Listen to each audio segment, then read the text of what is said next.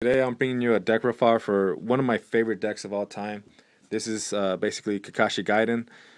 Um, so I'm playing two turn zero Kakashi Childhood. The reason I play this is because I have a lot of drops I want to get on board, so I don't want to waste my turn zero deployment on just a chump blocker.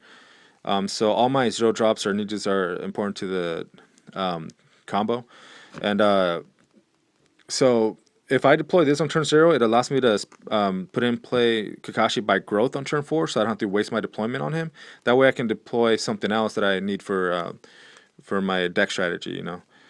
And then I play three turn zero Sasuke's.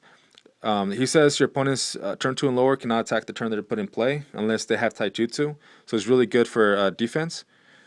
And then I play three Naruto Legacy from the fourth Hokage.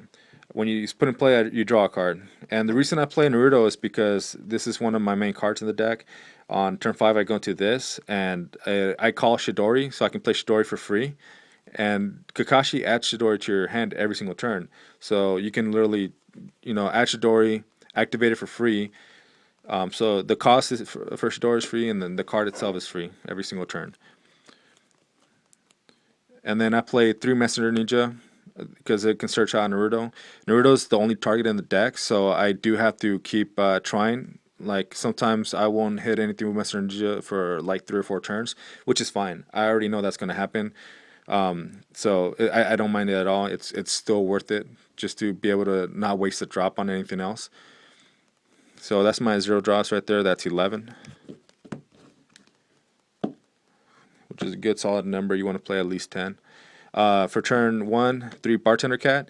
He's important in the deck because I use him to push Doris in the chakra, and Kakashi can add him to your hand whenever he attacks. So I put Doris in the chakra, then put in the discard pile with Bartender Cat, and then that way I can add it to my hand with Kakashi. And then also, I can like if I already have all three Doors in my hand and I don't need to search anything out with Bartender Cat, I can just charge this and then activate Bartender to put in the graveyard and then move a card from the deck to Chakra. So when I attack, I get to add it, and basically it gives me one extra Chakra every single turn. So he's very useful. And then three Rin for turn 2. Whenever you play a Kakashi or Obito, you draw a card, and that includes growth. So with like I can draw 2 cards for Obito and for Kakashi some games. So she's just a lot of draw power. Sometimes I draw 4 off of her. And then Obito Uchiha. He says if your opponent places a jutsu with a turn 3 or lower, then you can discard a card to negate that jutsu. And he's a turn 3. So when you play him, you can negate any jutsu by discarding a card from your hand. Yeah, he's really good when you first put him in play. Later in the game, your opponent can just use jutsus with ninjas are higher than turn 3, but he's still really good. And he gives your Kakashi and Rin +1/+1, so it makes your teams really huge. My team will usually be like a team of 17 because I growth them all, and then on top of that, Kakashi and Obito give each other +1/+1, and they both give Rin +1/+1. So with a growth coin on her, Rin is a 5 support, so I make a really big team. And then Kakashi, when he's sent out to attack, you add a Shidori to your hand, and it gives your Ren and Obito +1/+1. The main card of the deck, the big boy. This guy is really, really good. He's what makes the deck. Kakashi's dad, Sakamo Hatake. When his team wins any battle reward, you get to discard one of your opponent's ninjas with an interest cost of 3 or less. And now Shidori makes the whole team battling against the user standby and gives them all a damage. So you're attacking directly when you use Shidori. So and you get Shidori for free every turn, and then you can play for free. So you can actually play Shidori every single turn and win 2 battle rewards and discard ninja with this. And he also gives your Kakashi +1/+1. So he's really, really good. Here we go. The big boss, the fourth Hokage. He's amazing. When he's put in play, all of your ninjas get +2/+2. And if any of your teams win an outstanding victory, you win a battle reward. And I play Sharingan Kunai, just like in Kakashi Gaiden. So I activate Kunai, I'll summon him into the team, and then they all get +2/+2. and including himself. So that's +8 to the team power. And then on top of that, I mean, gives all your teams +2. So I can attack with 3 teams and just, obliterate my opponent, get 3 battery wards. He's just really strong. And then I can also, and then at the end of the turn, when you summon him with special kunai, he goes back to your hand.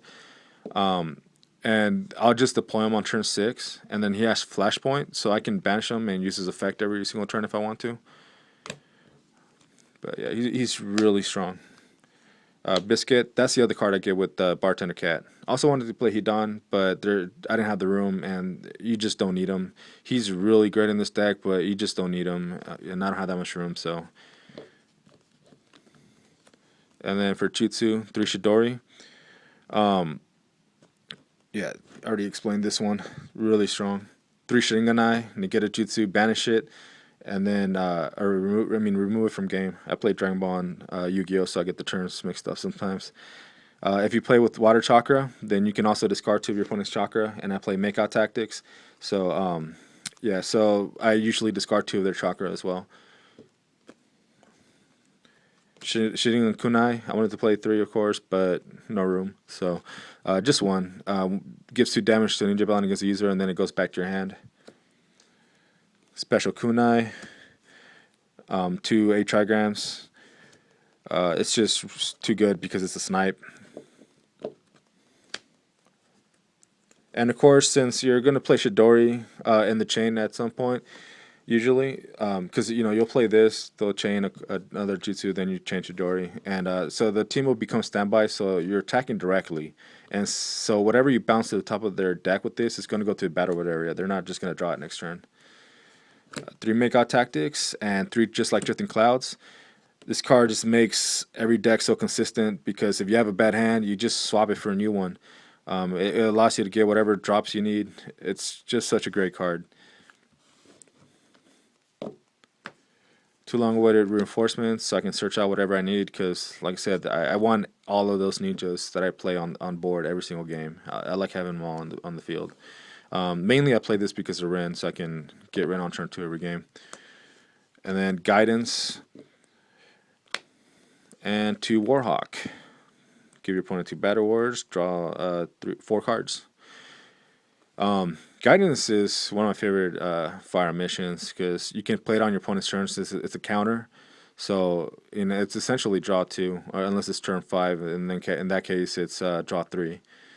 Yeah, so you can play a mission on your turn, then play Guidance on their turn. It's pretty awesome. Whoops.